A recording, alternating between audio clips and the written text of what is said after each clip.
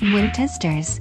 Yo, what's good guys? It's Nightwing2303 from moretesters.com. Today we have a quick look at the recently released, and by recent I mean as of today. It's actually Friday. Or no wait, no, today's not Friday. F me. That's what she said.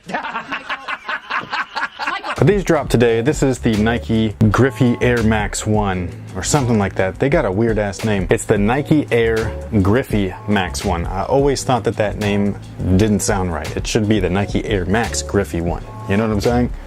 I don't know. Now these guys originally released in 1996, and that's about all I know about the shoe. I'm not even going to pretend to know anything about these. I know all about their tech specs, but that's because I'm a shoe nerd, so I know about that kind of stuff. And I know that this is Griffey's shoe, Ken Griffey Jr., but as far as what team he played on, what his stats were, I don't know. I've said this many times before, I've never been a baseball fan. I'm just a basketball guy, so with a shoe like this, I always wanted the shoe because I thought that they looked dope. But as far as really investing any real knowledge into, you know, the sneaker and the history and the player, I was never interested. Now these were sent over by Champs Sports, so a big thank you to everybody over at Champs. And with that being said, let's go ahead and get a detailed look at these guys. So in my personal opinion, the quality on these, pretty good. Everything is a synthetic, so nothing is genuine as far as the materials is concerned. But it looks nice and it feels nice, and it's not sloppily put together, which I like. As far as the tech specs, we have a trainer outsole. A lot of times when you see the little waffle patterns, this is either going to be on a runner, a trainer, or both. This is a pattern that you would never see on a basketball shoe. Watch next week and basketball shoe gets unveiled and they got a pattern like this.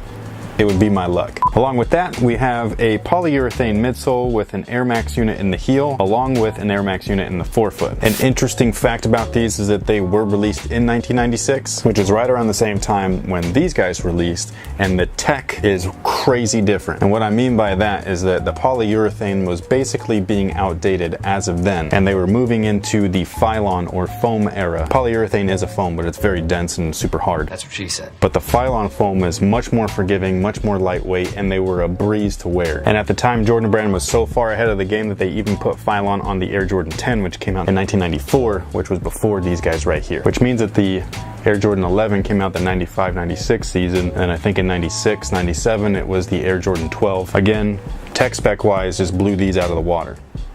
Fresh water. Bars. Back to the Griffeys. Like I said earlier, the entire upper is in synthetic, and it's a synthetic nubuck. You have a pull strap at the ankle, and then a huge Nike font on the strap. And that right there, that's straight 90s. Or is it straight 2000s? I don't know.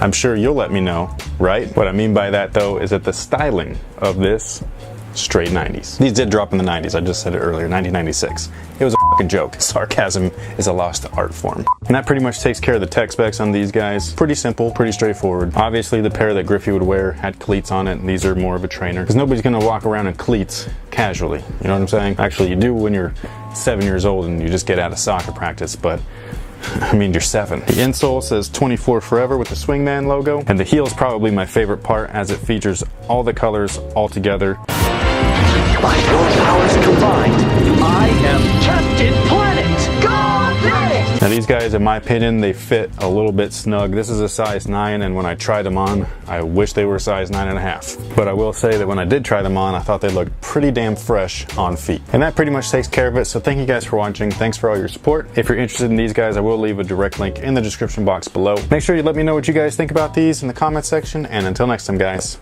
have a good one. Because it doesn't make any weird sounds, and you know, you can just wear them around without having the tongue. But as for these guys, you can clearly see that they have the 70